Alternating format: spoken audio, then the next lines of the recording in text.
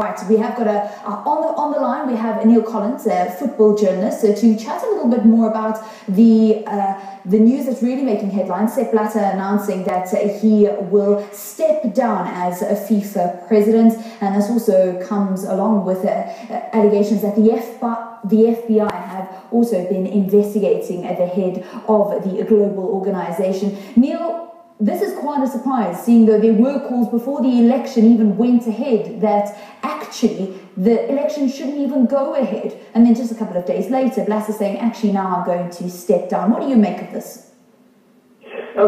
You're absolutely right. It is a surprise because, you know, when you walk through that election, despite the FBI arrests, and he absolutely crushed the election, didn't he? I think Prince Ali got a few more votes than we expected on Friday. And we thought for the next 3 years he's going to be pontificating and telling us how he's not corrupt. I think what must have happened was that he had to do a deal with the FBI. I mean, if you read between the lines, the FBI probably said to him, if you don't resign, we'll arrest you. You've got to stand down publicly, which is the much easier way to do it, rather than arresting him in office as president of FIFA.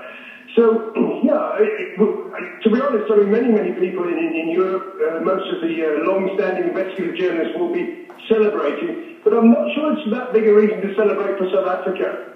I think that there may be trouble ahead for South Africa, given that Sepp Blatter has resigned.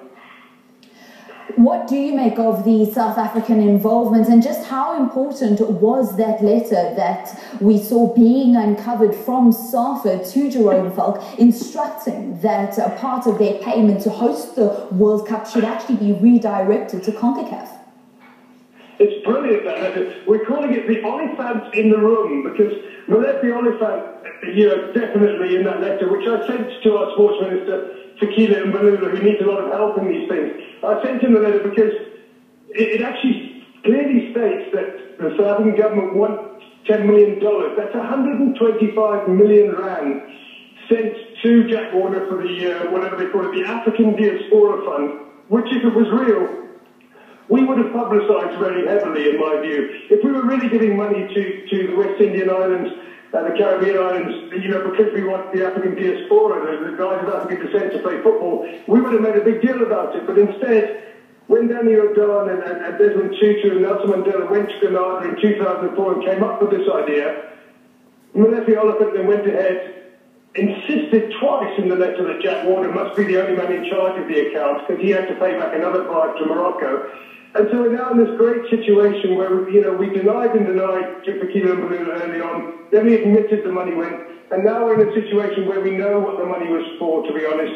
We can't lie about it very well, can we? We could try and say, oh, it was for something else.